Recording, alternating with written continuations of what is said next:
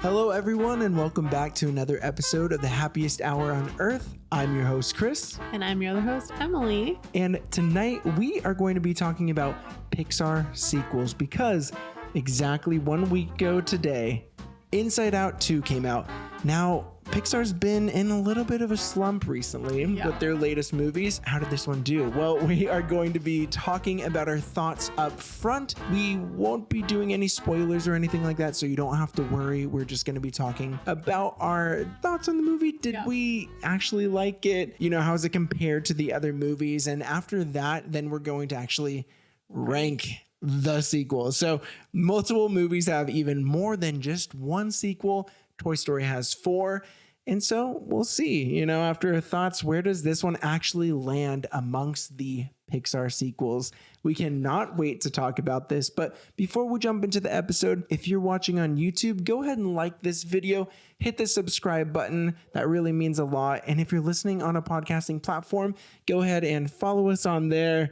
Click the 5 stars on Spotify, write us a 5-star review on Apple Podcasts. That means so much. We also dropped some new merch, some cool tie-dye shirts, some dad hats. If you want to check those out, the links are below, and that goes to help support our show. And so just a thank you in advance for just being the amazing listeners that you guys are. But without further ado, let's go ahead and jump into this episode.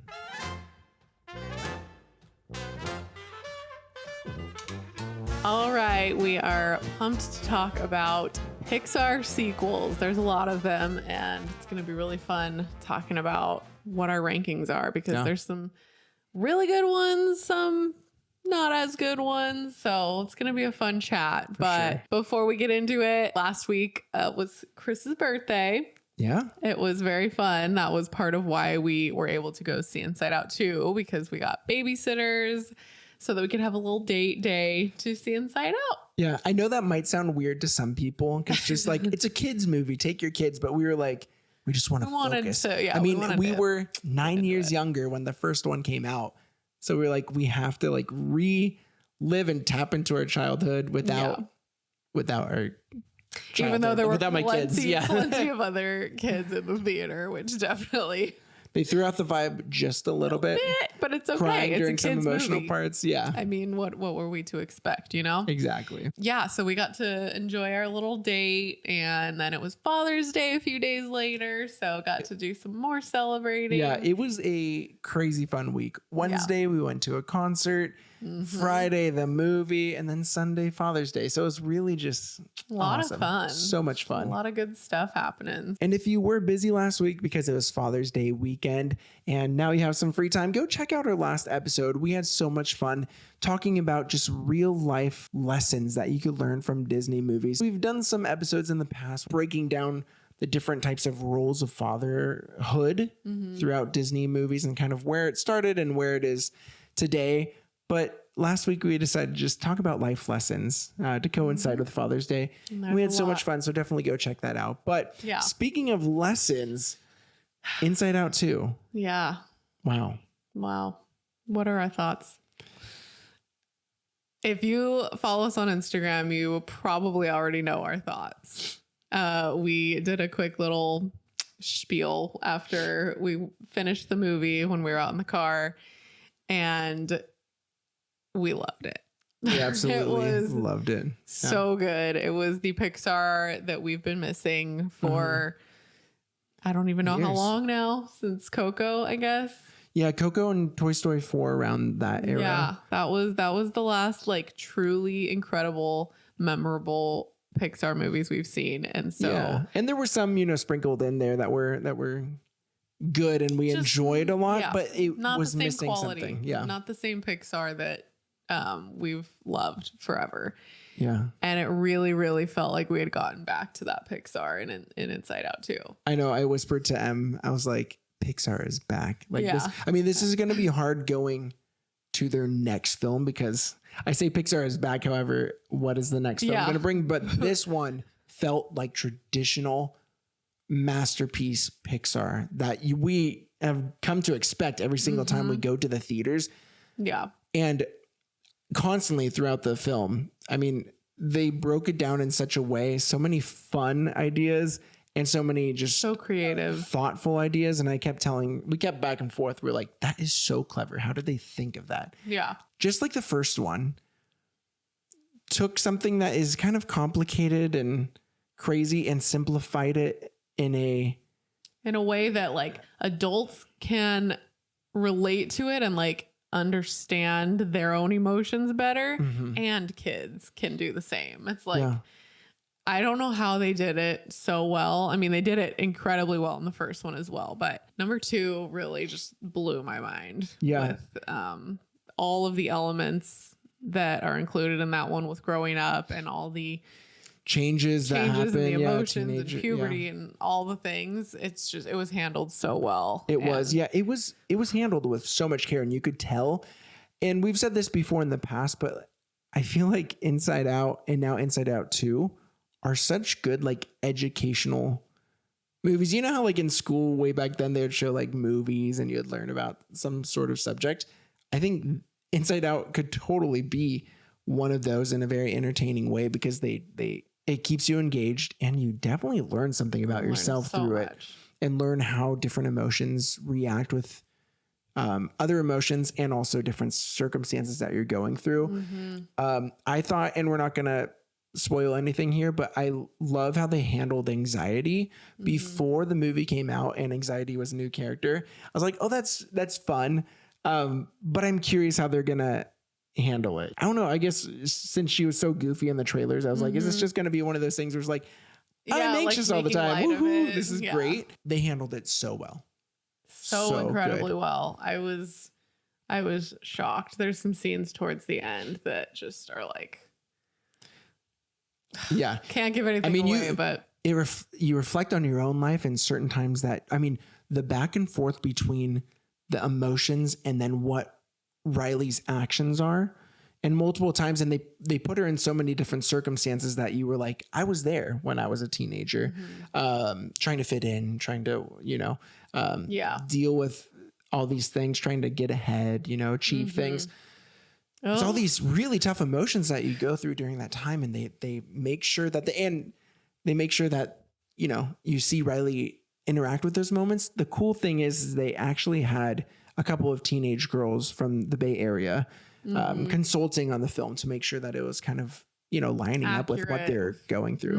And you could tell. I love that. I'm so glad to hear that they put that much attention and detail into what Riley was going to be going through, where it was real life circumstances that these girls probably have gone through themselves. Now in 2024 makes it very applicable. And I got so emotional multiple times. I was even leaving the theater, I was still like choked up. It was really beautifully done. Yeah. And one thing I was afraid that they would do, and I don't think they actually did it too much, is I was afraid they were going to do too many like pop culture references, that it was going to feel outdated in 10 years. But I think they handled it really good, where nothing would be like, ooh, well, that's really outdated. What was that? But yes, like you said, so emotional, made us tear up multiple times. So funny. I was shocked at some of the humor. Hysterical. That I mean, I hadn't laughed that much in a kids movie in so long. The humor was so funny. You could tell the animators had such a fun time with certain scenes, and it was perfect. There's not really much else to say about that. If you have seen the movie and you want to break it down a little bit more, feel free to hit us up on Instagram or in the comments below. I guess if you haven't seen the movie yet, be wary. Maybe some of the 2 comments that I'll get might have some spoilers, but wow. But I would love to break it down with you guys. Last words, just go see it. Just go see it.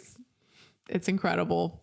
The quality. I want to watch it there. again. Yeah. Yep. I'm ready to go see it again in the theater. I know. I don't think it's going to happen, but I would love to. Yeah. So much fun. So good. But where's it actually line up? Because there's a lot of really good Pixar sequels. And when Moana 2 comes out, we're going to do an episode on Disney sequels. I have to remember some of the Disney sequels. There's less than Pixar, I feel. Definitely. But I think there's enough that we could do an episode on that. Yeah. But yeah, we will talk about Disney sequels then, which I cannot wait for Moana 2. But Pixar has done amazing sequels. So where does this actually fall? Well, let's start with number 9. Let's jump in here. There has been 9 sequels. And it's so awkward that it's not 10 because it's just our top 9. Yeah.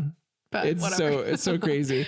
Where do you want to start? Do you want to start this one? Sure. Our number 9, our last place for Pixar sequels, is going to go to Cars 2.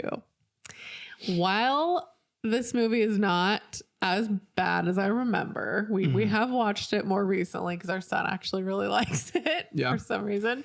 I mean, it's like London, Japan. Yeah, it's action, like very adventurous. For a little kid, I definitely. Yeah, it's kind of intense, actually. I'm like, it's a little bit much for a 3-year-old, but he loves it. It's not a bad movie, but it's definitely not the best by any means of the Pixar sequels. So this one had to be in last place, for sure. Yeah, it's entertaining. I think if we didn't have kids, we would probably never watch this one. Yeah, we would never willingly watch this one. But yeah, for kids, it's not like I hate it that much where I can't watch it with my son. Yeah. So that's where it lands. Next up, this might be a little bit controversial, but number 8, coming in at number 8 is Incredibles 2. And I think this could actually move up on our list, but we've only seen it, I think maybe twice. It was a great film. Like, it was really good. Yeah. I think if I'm going back to Incredibles, though, I would always pick number 1 just because it was, classic and everything. And I guess with Pixar movies, I am more keen to watching heartwarming, like something at the end really kind of touches me. And I don't think there's too many parts in Incredibles 2. And by the way, this isn't really best. These are favorites. So this one, I would probably have to watch again. And it might move up, but I have wanted to rewatch it because it has been a long time. I don't even remember what year it came out, but it's been a while since we watched it. Yeah. And I do remember loving it, but stacked up against the rest of them, it's more like forgettable, I guess, to me, which maybe is mean to say, but like crazy villain. Crazy. Yeah, it was pretty wild. Very kind of creepy, actually. Now I jumped a little bit in the theaters for sure. I do. I just remembered that when you said that whole like. But the masks and they're like hypnotized. Super creepy. It is definitely not one we're gonna be watching with our children at any point soon. Sure. But can you bring us in to number 7? Yeah, number 7 is going to actually be Cars 3. Yeah, I definitely think that it's better than Cars 2. Not better than Cars 1, but it's a good movie. It has a lesson. It definitely has a good lesson. I love like the redemption of Lightning. You know, he's just down and out because he feels like he's being replaced and he's old news and he's just, he's forgotten. And it's just, I love to see him like realize where he's meant to be in the end. Yes. That like he's, he's not just a nobody. He's there to like help someone else fulfill their dream. That almost gives me chills like thinking about it, because I think, and at the end, it was one of those things watching it for the first time, you kind of wanted Lightning McQueen to win in that last race. But then after what's going to happen, the whole idea of mentorship and how he said, remember he saw that Doc Hudson, I think what's the guy's name? Like Doc Hudson's friend back then said like, his favorite thing wasn't winning those trophies. It was actually mentoring you, Lightning. And when he realizes that my role has shifted a bit, but I can still put my efforts into building someone up and helping them succeed. And I love that. And I'm sure a lot of people are going through that too, with like technology advancing so much and people kind of feeling a little bit misplaced and not caught up on certain things. But there is so much wisdom in older generations that they could pass down. And we as younger people, even though I'm not as young as I once was, I would like to think I'm the young. We should be willing and ready to accept that wisdom. And I think the movie does really good job at that. I think so too. I do love that one. It's great. Yeah. Coming in at number 6, though. I know this one I know. This one could have been interchanged with 5, maybe. This was, getting to this point, I feel like a lot of these, it's hard to, put them at lower points. Yeah. But number 6 goes to Monsters U.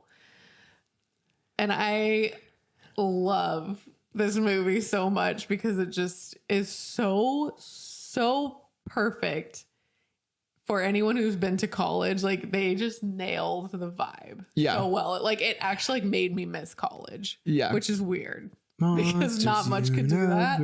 Yeah, even the song, you're like, oh, the spirit, the college spirit.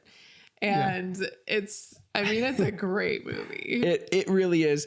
And I love it because I'm trying to think of, this one doesn't really have such a huge message, but it is fun. It's just a fun watch. I was going to say, because Incredibles 2 is a good action Pixar film. And I don't know. I love Incredibles, but when I'm watching Pixar, I'm not looking for the action, but lessons and then fun. Monsters U is so fun. It is. It's so fun. And there's kind of a lesson in the end. When Sully was kind of he was kind of helping Mike, he was almost babying him because he put his or cheating for him basically, so that he would get farther along or pass the test or something, and then Mike feels let down by him, and then so it's kind of about friendship and trust and that kind of thing. And you know what's fun about this one? It just hit me too,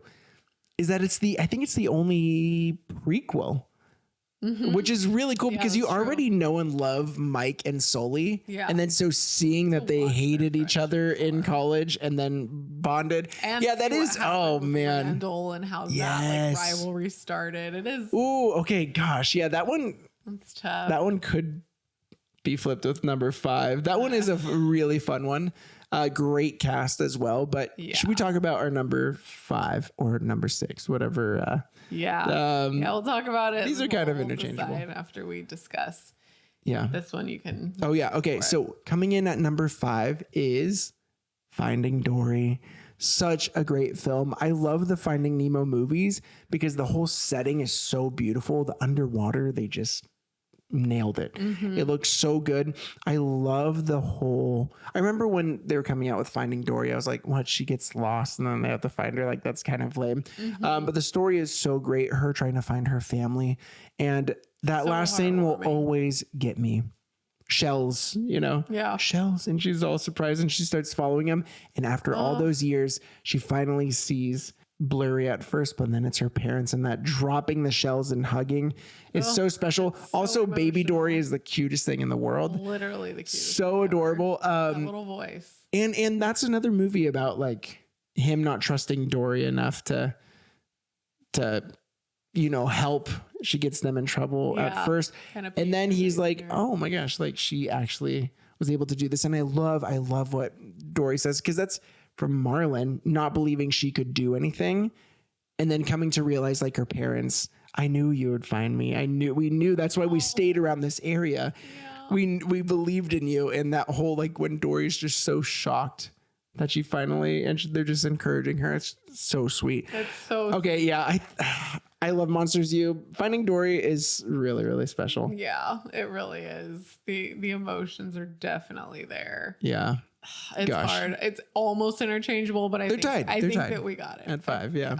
All right. Coming in at number 4 is Toy Story 4. Yeah. So this is the one movie series that has this many. That has 4. Yeah, because Cars has 3. So yeah. It's the only one that has 4. So this one ranks at number 4 for us, which means a lot of the Toy Story movies are some. Oh yeah, this is the first one we're talking about here. Yeah. Toy Story 4. It's so interesting because when that one had been announced, I was like, are you kidding me? Number 3 was perfect. The perfect end to this Toy Story saga. Why do they have to make another one? Yeah. And I was just like, I absolutely love all the Toy Story movies. So I wasn't I knew I was going to see it. I knew it was going to be good, but I was just like, I just don't understand why they have to like try to keep pushing the story. I didn't want it to feel like cheap or bad after how well it had ended with 3, but ended up loving 4 as well. Yeah, I mean, they really did it wonderfully. And it's also incredibly emotional. And, you know, the decision that Woody has to make at the end is just, you feel the tug from him, you know, to be in both places that he wants to be. And then the decision that he makes is like, you just know it's right, even though it's so hard to accept. And we talked about this a little bit last week in our life lessons episode. The whole transition from Woody pushing Buzz out of a window because he wanted to be the favorite toy and he didn't want anyone to steal his spotlight. And then in this one, he's grown so much that Bonnie doesn't really care about him anymore. She now cares more for a utensil, a spork, more than Woody. And he is now in the place where he's risking his life rather than trying to get rid of that toy and be the number 1 toy, risking his life to bring that toy back to Bonnie. Everything he can to get that spork back to her. This is selfless everything. He also gives up his voice box. He also helps Gabby find a child, even though she was trying to get him the entire movie. And then at the end, when the part that always made me so emotional, especially that first time I saw it, when Buzz says, "She's going to be all right." And you think he's talking about Bo, and then he says, "Bonnie will be all right." And that's just like a good friend nudging you in the right direction. And then finally they're reunited. Always tears for me. It's starting like there all the way up to like when he goes and hugs Bo and they're so excited. And then all the other toys come up and there's just that like calming that music playing as he's like looking at all of his friends, knowing that they're saying goodbye. I bawl my eyes out. It's a great movie. And then now they are coming out with Toy Story 5. They better end it back with Andy and his kid or something. There's no other way to do it than that. Yeah. And then they have to stop. They have to stop. Five movies great. So I cannot wait for that. Now I have more hope after seeing number 4.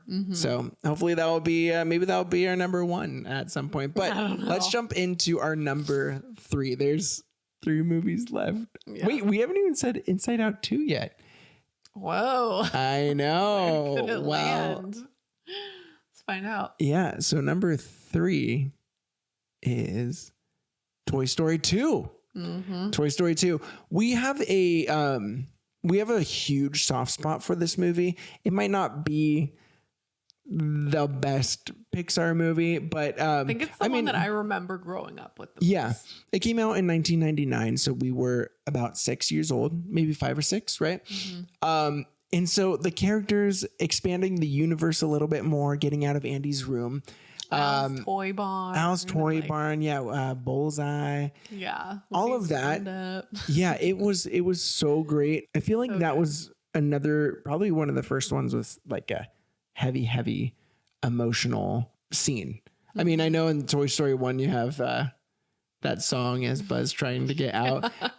But this is the first time with like Jessie and doing this whole my owner left me kind of thing. Maybe the first ever like crying scene in a Pixar movie. And then Pixar was like, okay, every movie needs to do this. Yeah, now we're gonna have at least one scene in every movie where someone's gonna cry. And the whole adventure, like going through the airport, escaping from the airplane with like Jessie and Woody and everything.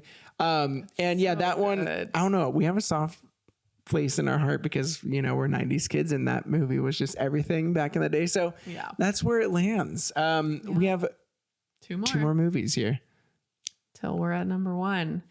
So our number 2 is going to go to Inside Out 2. Yes. Oh my gosh. It was tough. I feel like deciding that a movie that we saw so recently could make it to such a high spot in all of these sequels, but it was that good. Yeah, it was honestly, and I know there's this whole thing of when you see something recently and you're seeing it in a theater and it's fresh in your mind. that maybe, you know, I guess some people listening to this might be like, oh, it's just high because of that.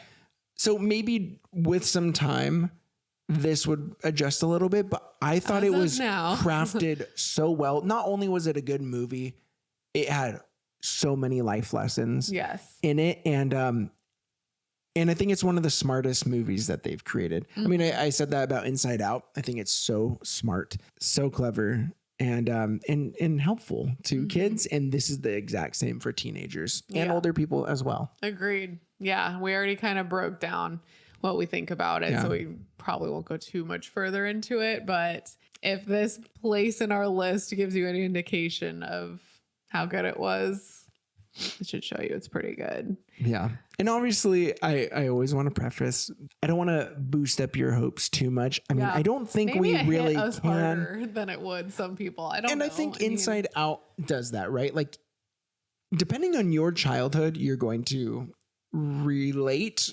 or not relate to a movie. I loved it, even though it was about, you know, teenage girlhood. I thought there was lessons for just anyone who has gone through teenage years.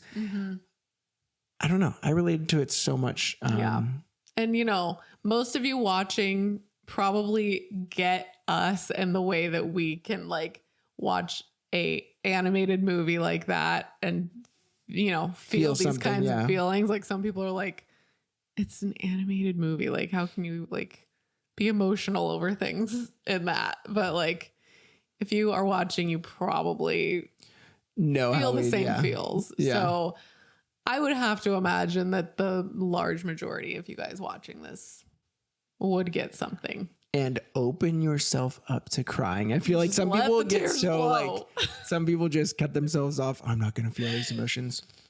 I was trying to do that for a good chunk of it. And then there was a point where I was like, just stop trying to hold it back. Yeah. It's so good.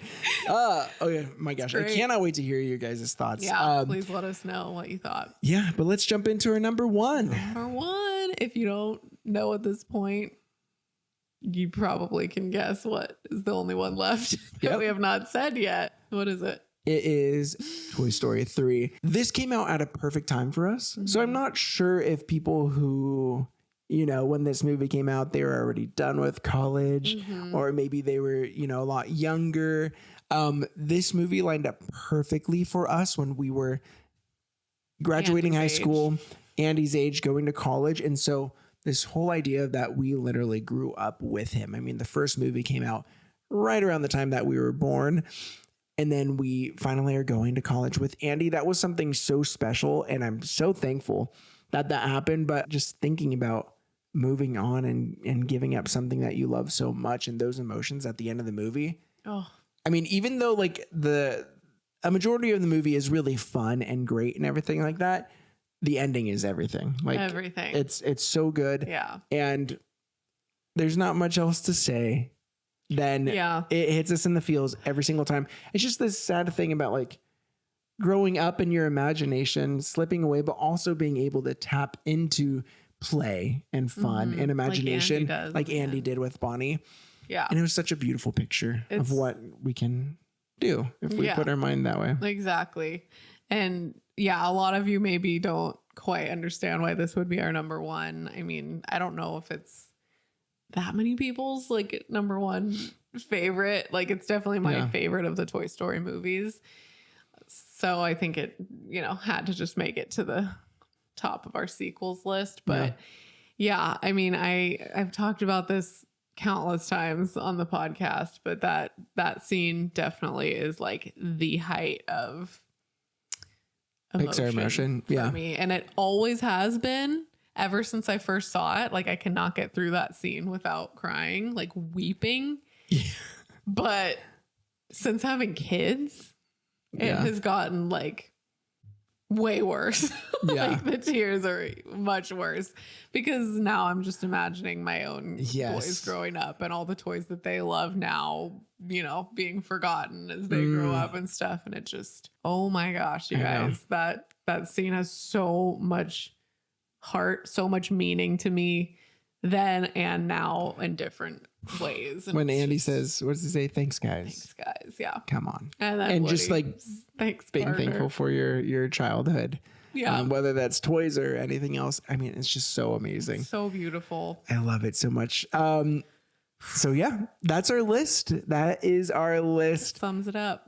So fun to talk about these. Pixar has done a lot of sequels, and a lot of them are really, really good. It's breaking the mold of, sequels are just not as good.